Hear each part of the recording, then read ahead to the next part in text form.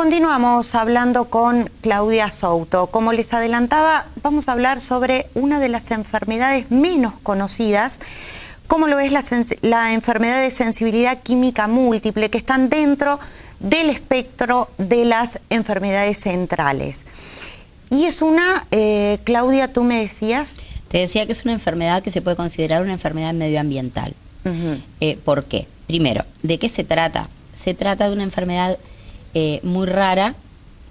Hay muy pocos casos, por lo menos en Uruguay, muy pocos casos con diagnóstico. Esto no significa que haya muy pocos casos realmente, claro, pero sí con diagnóstico. ¿Por qué? Porque en Uruguay aún no está dentro de las listas de enfermedades reconocidas por el Ministerio de Salud Pública. ¿Qué pasa con esta enfermedad? Las personas que presentan esta patología tienen un nivel de tolerancia mínimo a la exposición a químicos que cualquier persona o que toxicología consideraría normal.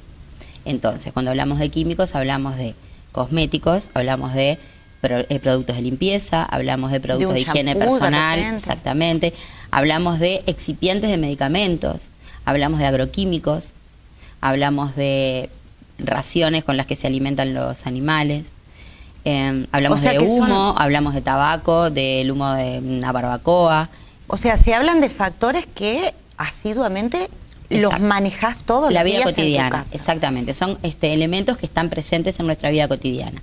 Nos afectan al paciente de tal manera que provocan crisis que pueden hasta llevar a la muerte. Entonces, ¿qué es lo que sucede?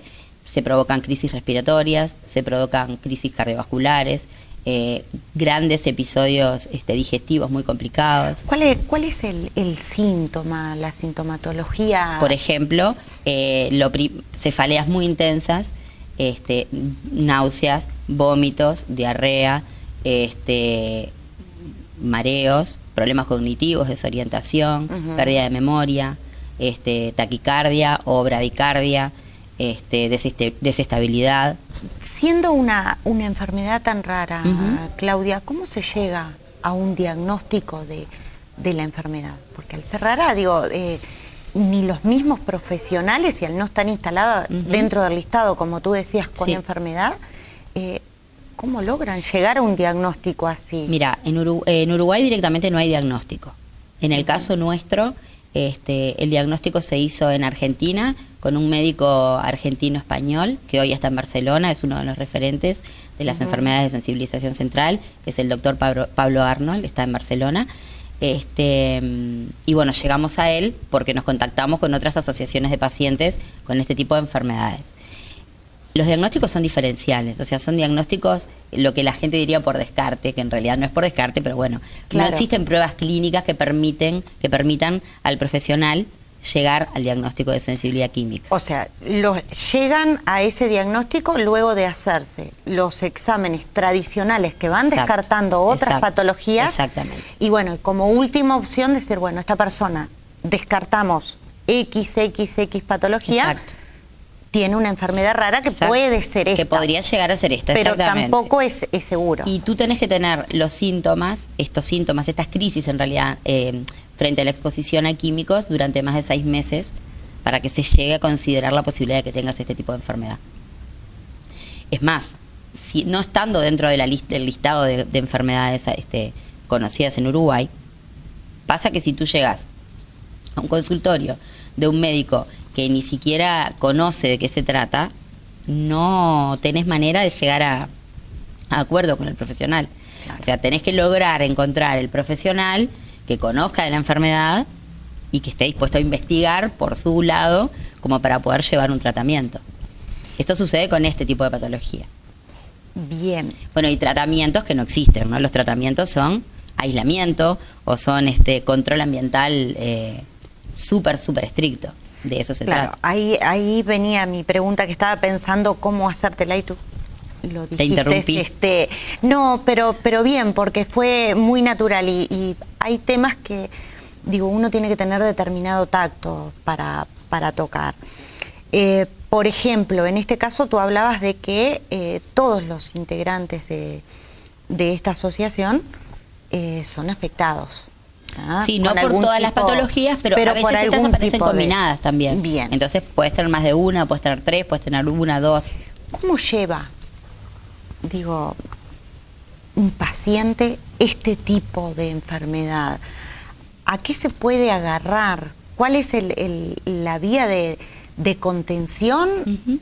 ¿Y cómo afecta? Porque tú estás hablando ahora de un aislamiento. Puede llegar al aislamiento, porque las crisis pueden durar mucho tiempo y durante ese tiempo es imposible que la persona tenga casi contacto con el exterior. O sea, las casas se convierten en búnkers, ¿no? Uh-huh. O sea, donde, bueno, el paciente sabe qué tipo de productos puede tolerar y qué tipo de productos no. Y bueno, son momentos de aislamiento, realmente de aislamiento. Claro, pero y más allá de eso, ¿qué pasa con ese paciente como persona? Ahí, digo, hay un montón de factores, pero uh-huh. principalmente yo creo que el psicológico, exacto, quizás que es uno de los que más afecta, no solo al paciente, sino también a la familia. Exacto.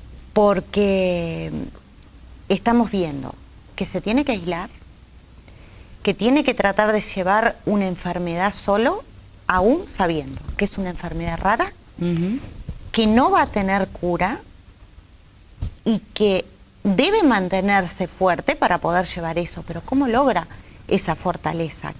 ¿Cómo se ayuda a un paciente así? Nosotros trabajamos con la base, como te decía al principio, la base de el trabajo en grupo y la base del trabajo individual a nivel psicológico. Uh-huh. Y el apoyo del grupo es muy importante. En este caso, la asociación ofrece eso, diferentes grupos con pacientes con diferentes perfiles, con profesionales idóneos y con mucha capacidad como para trabajar esto y hacerte fuerte y que la persona aprenda a trabajar con el medio vaso lleno y no con el medio vaso vacío, y que la persona viva con esperanza y que tenga fe de que una crisis es un episodio y que en algún momento va a terminar y que no está solo fundamentalmente. Y también enseñar a la familia cómo puede vincularse con esa persona, cómo puede ayudarlo a sobrellevar esto sin perder la esperanza y sin desesperar. Estamos hablando de personas que no pueden recibir medicación, uh-huh, en la mayoría de los casos. Entonces, si tú estás con una crisis y no puedes recibir ningún tipo de medicación, todo lo que hagas tiene que ser autocontrol, tiene que ser... Por eso son las terapias, el grupo de apoyo y de terapias complementarias. Exactamente, con terapias complementarias naturales, exactamente. Sí. Bárbaro. Bueno, nos vamos a una pausa y enseguida regresamos con Claudia, pero en el próximo segmento abordaremos fibromialgia. Ya volvemos.